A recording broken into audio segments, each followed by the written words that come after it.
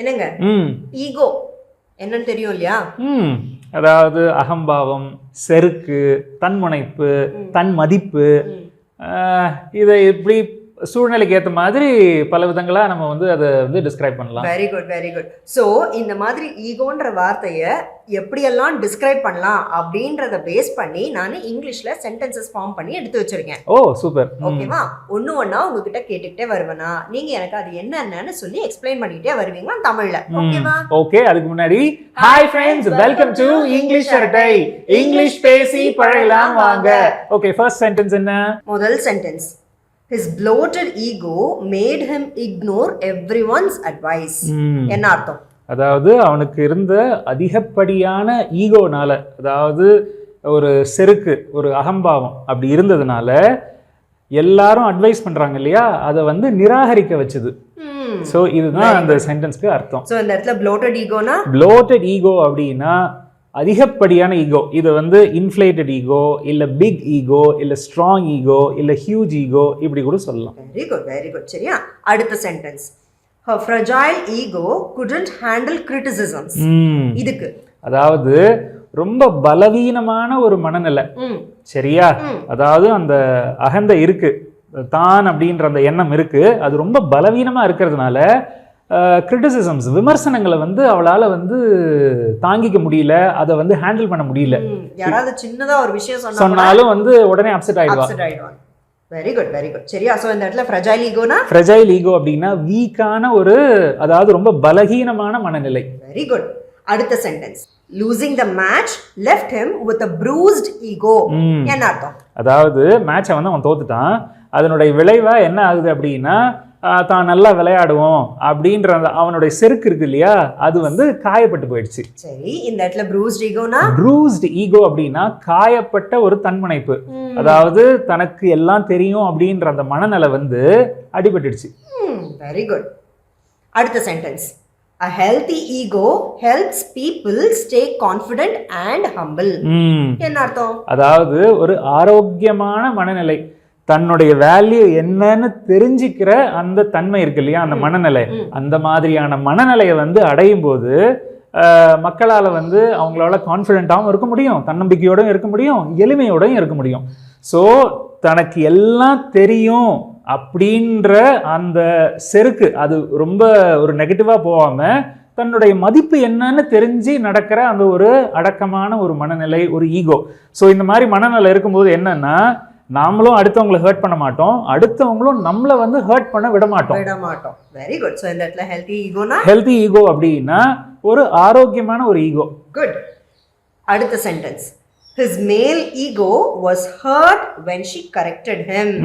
இதுக்கு என்ன அர்த்தம்? அவன் ஏதோ ஒரு தப்பு பண்ணியிருக்கான், அதை வந்து அந்த பொண்ணு வந்து கரெக்ட் பண்றா, அதனால என்ன ஆயிடுச்சு அப்படின்னா ஆண் அப்படின்ற அந்த ஒரு அகந்தை இருக்கும் தெரியுமா, அது வந்து அவனுக்கு வந்து காயப்பட்டுடுச்சு. Very good. சோ மேல் ஈகோனா, மேல் ஈகோ அப்படின்னா ஆண் அப்படின்ற அந்த ஒரு கர்வம். குட்.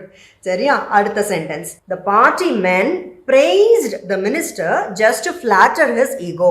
என்ன அர்த்தம்? அதாவது மந்திரி அப்படினாலே ஒரு செருக்கு இருக்கும் இல்லையா, அந்த செருக்கை வந்து சந்தோஷப்படுத்துறதுக்காகவே அந்த கட்சி ஆளுங்க வந்து அவருக்கு வந்து புகழாரம் சூட்டினாங்க. Very good. சோ அந்த to flatter one's ego னா, to flatter one's ego அப்படின்னா தான் அப்படின்ற அந்த ஒரு மனநிலையை வந்து மகிழ்விக்கிறது, அதாவது சந்தோஷப்படுத்துறது. குட். ஜிங்சக் அடிக்கிறது.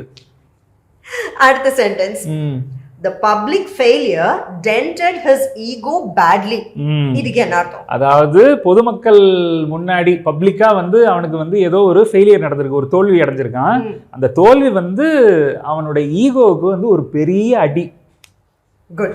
சோ இந்த இடத்துல வந்து dent one's ego அப்படின்னா, dent one's ego அப்படின்னா தான் தான் அப்படின்ற அந்த நினைப்புக்கு ஒரு பெரிய அடி.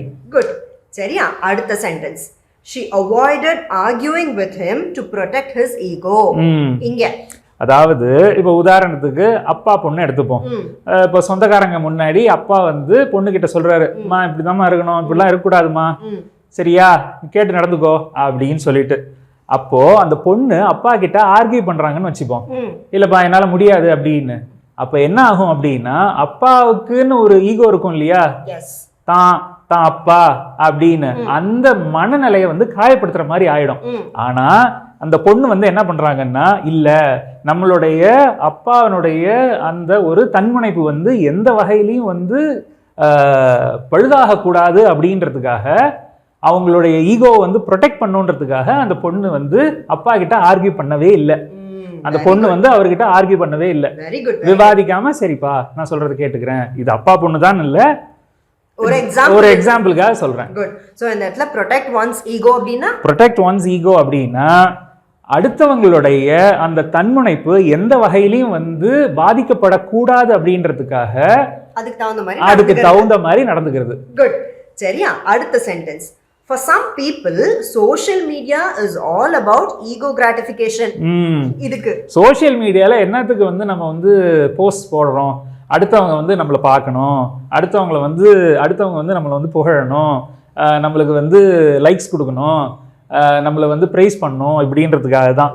ஸோ இந்த மாதிரி போட்டு அடுத்தவங்க கொடுக்குற அந்த லைக்ஸ்னால அந்த ஒரு ப்ரைஸ்னால நம்ம சந்தோஷப்படுறோம் இல்லையா, இதுதான் ஈகோ கிராட்டிஃபிகேஷன். ஸோ சோஷியல் மீடியாவில் நிறைய பேர் போஸ்ட் பண்ணுறதே இந்த மாதிரியான அந்த அவங்களுடைய செல்ஃப் வர்த், இந்த இடத்துல வந்து செல்ஃப் வர்த் அது வந்து சாட்டிஸ்ஃபை ஆகணும் அப்படின்றதுக்காக தான். Very good, very good. So ego gratification அப்படின்னா தன்னுடைய மதிப்பு வந்து புகழப்படணும், தன்னுடைய மதிப்பு வந்து எல்லாருக்கும் தெரியப்படணும், அதனால ஏற்படுது இல்லையா ஒரு சந்தோஷம், அதுதான். Very good. அடுத்த sentence. Fame turned into an ego trip for him. என்ன அர்த்தம்? அவனுக்கு கிடைச்ச புகழ் அவனை ஒரு திமிர் பிடிச்சவனா மாத்திடுச்சு. இந்த இடத்துல ஈகோ ட்ரிப் அப்படின்னா, ஈகோ ட்ரிப் அப்படின்னா நம்ம செய்யற செயல் அடுத்தவங்களை வந்து நம்ம பார்க்க வைக்கணும், நம்மளை வந்து எல்லாரும் வந்து புகழணும் அப்படின்ற அந்த ஒரு செருக்கு இருக்கு இல்லையா, இதுதான். குட். சரியா, அடுத்த sentence. Being ignored was a big blow to his ego. இங்க என்ன அர்த்தம்? அதாவது being ignored அப்படின்னா நிராகரிக்கப்படுறது, அவனை வந்து எல்லாரும் நிராகரிக்கிறாங்க. அந்த நிராகரிப்பு வந்து என்ன ஆயிடுச்சு அப்படின்னா அவனுக்குன்னு ஒரு ஈகோ இருக்கும் இல்லையா, எல்லாருக்குமே ஒரு செருக்கு இருக்கும், அந்த செருக்குக்கு வந்து ஒரு பெரிய அடியா இருந்தது. பிக் ப்ளோ அப்படின்னா ஒரு பெரிய அடி. சோ இந்த இடத்துல big blow to one's ego அப்படின்னா அதாவது தனக்கு இருக்கிற அந்த செருக்குக்கு ஒரு பெரிய அடி. குட். அடுத்த சென்டென்ஸ், கடைசி sentence. If you want to learn, check your ego at the door. என்ன அர்த்தம்? அதாவது நீ எதையாவது ஒன்று கத்துக்கணும் அப்படின்னா உன்னுடைய அகம்பாவம் செருக்கு இது எல்லாத்தையும் வந்து வெளியில கழட்டி வச்சுட்டு உள்ளவா, செருப்பை வெளியில விட்டுட்டு உள்ள வர மாதிரி. ஆமா.